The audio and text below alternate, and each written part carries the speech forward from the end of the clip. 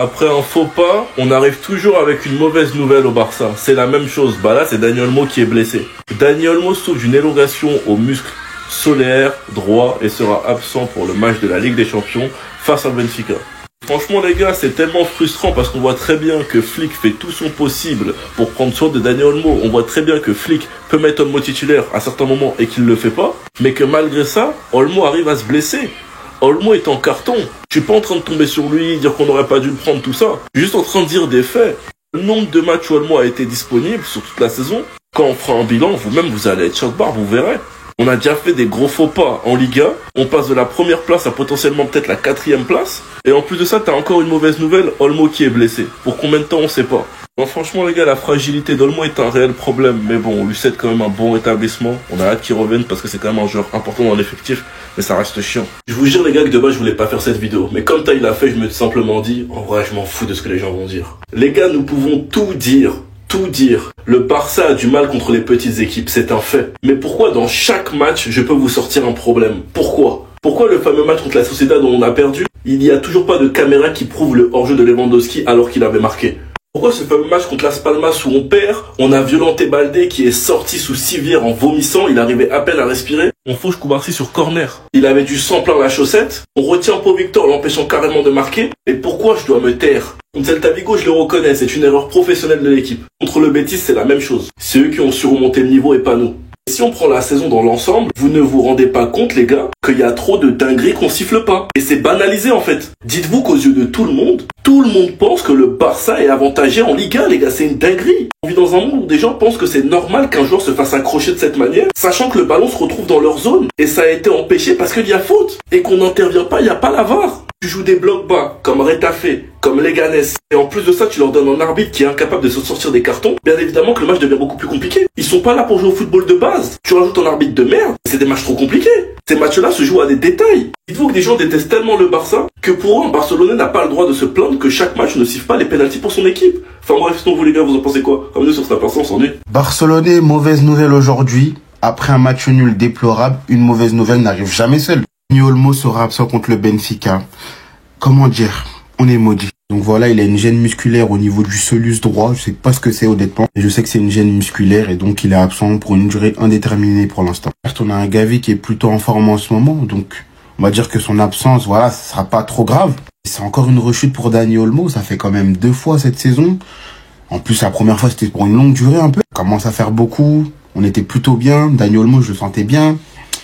Ça complique la chose. Regardez le calendrier. La plus grosse échéance qui arrive pour l'instant, c'est le Benfica. Parce que voilà, on joue notre qualif en 8e directement. En cas de victoire, le Barça se qualifie pour les 8e sans attendre la dernière journée. Et là où c'est dommage, dans un match comme ça, je le voyais bien titulaire Dani Olmo. On espère que c'est pas trop grave, qu'il sera de retour rapidement parce que je vous ai montré le calendrier. Le calendrier, il est pas mal chargé. Honnêtement, Dani Olmo, c'est un excellent joueur, il nous a beaucoup apporté, mais les blessures répétitions, ça commence à faire beaucoup. Et à un moment donné, chez le Socios, ça va pas passer. En tout cas, on va vite oublier les mauvais résultats d'hier et se concentrer vers devant, donc la Ligue des Champions.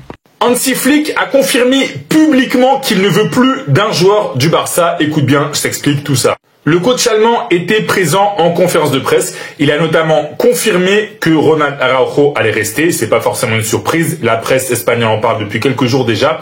Mais surtout, il a confirmé qu'il ne compte plus sur un joueur. Ce joueur, c'est Ansu Fati. Voilà, Hansi Flick ne veut plus de lui et il le lui a déjà dit. Regardez, je vous mets les déclats notamment. Il est très important d'être honnête avec les joueurs. J'ai été très honnête avec Ansu Fati. Nous avons parlé des options et maintenant c'est sa décision. Donc en gros, Hansi Flick a dit à Ansu Fati qu'il ne compte plus sur lui. Et donc maintenant, c'est Ansu Fati qui va devoir choisir s'il souhaite quand même insister et rester ou s'il souhaite partir. Alors l'information n'est pas forcément nouvelle, j'avais déjà fait des vidéos pour vous dire que Hansi Flick ne compte pas sur Ansu Fati.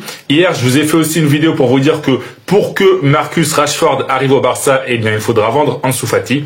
Mais c'est la première fois que Flick dit officiellement, publiquement, qu'il ne compte plus sur Ansu Fati. Donc là, c'est plus des rumeurs, c'est plus des informations de la presse, c'est confirmé vu que c'est Hansi Flick lui-même qui l'a dit. Donc voilà, comme on dit, maintenant la balle, elle est dans le camp de Ansu Fati et c'est lui qui va devoir faire un gros choix pour la suite de sa carrière. Donc voilà, si t'es fan du Barça, dis-moi dans les commentaires, est-ce que Hansi Flick a raison de ne plus compter sur Ansu Fati ou pas, ou est-ce que tu penses que Fati mérite une deuxième opportunité au Barça? Dis-moi tout dans les commentaires, et si tu veux être au courant de toute l'actu du Barça, comme d'habitude, si c'est pas encore fait, je t'invite à t'abonner. Je suis obligé de vous montrer ça, je ne comprends pas. Regardez bien attentivement, de ici jusqu'à tout en haut ici. 26 octobre, ils nous ont mis 4-0 en championnat. En championnat, entre-temps, ils ont enchaîné 6 échecs consécutifs. 7 pardon, en comptant hier soir Retafe. Nous, entre-temps, ils nous retrouvent, ils nous remettent 5-2. On est les plus gros clowns du monde. Non, en fait, on leur a littéralement donné de la visibilité. Les petites équipes de Liga, ils les ont mis à l'échec. Nous, on est là, on regarde, on leur dit allumez-nous les gars. Mais dans le fond, la chose à retenir, c'est ça. Et que le Barça ne devait jamais perdre autant de points en championnat. On s'en rappelle de celle-là qui avait fait un scandale pas possible. Le moment où le but de Lewandowski a été refusé, car le pied du joueur d'en face a été considéré comme celui de Lewandowski, donc hors jeu. Ceci qui n'a pas été sanctionné, alors qu'il est sorti sur civière. Ce penalty qui n'a pas été attribué. Ce penalty en pleine surface qui n'a encore une fois pas été attribué. L'action de hier soir contre Retafe, bien évidemment. Penalty non attribué. Qu'est-ce que vous voulez que je vous dise? Au bout d'un moment, vous savez qu'il y a des faits réels devant vous. Et je peux vous dire qu'en tant que Madrilène, à certains moments, nous aussi, nous subissons la même chose. Même si pour cette saison, le Barça, ça paraît beaucoup plus gravissime. Je peux vous assurer que je peux pas terminer avec les photos, j'en ai encore plein dans ma galerie. Bien évidemment, encore une fois, comme j'ai dit hier soir, ça fait mes affaires.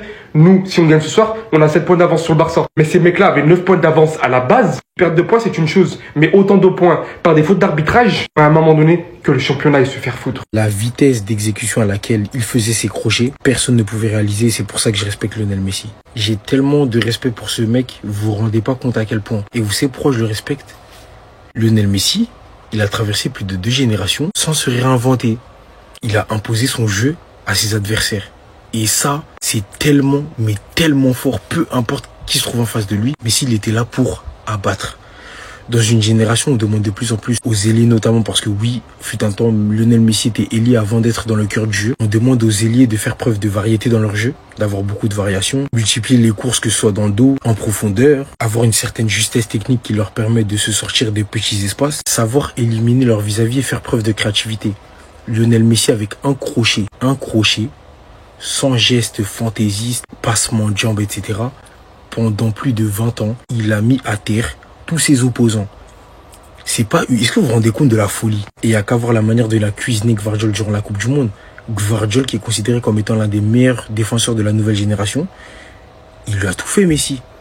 Il lui a tout fait. Et il faut savoir que de nos jours, on demande beaucoup aux attaquants de percuter. Lui, Messi, quand il percutait, hein. Notamment dans la nouvelle génération, ça défend beaucoup plus dur. On a l'habitude de voir des ailiers reculer, c'est-à-dire faire des passes en retrait. On sait que Grealish, il est énormément moqué pour ça. Mais des mecs comme Messi, le match, il avait même pas commencé que t'étais déjà cook, t'étais déjà cuisiné. Moi, c'est pour ça que je respecte ce mec. Certains ne comprendront pas là où je veux en venir, mais c'est à ça qu'on reconnaît un grand joueur en partie. Et moi, c'est pour ça que je le respecte, Messi. Il a imposé son jeu à ses adversaires. Il s'est pas réinventé. Il a toujours joué de la même manière. Et c'est pour ça que j'ai un immense respect pour ce grand monsieur qui est Lionel Messi. Voilà. Restez sur, abonnez-vous les gars, ça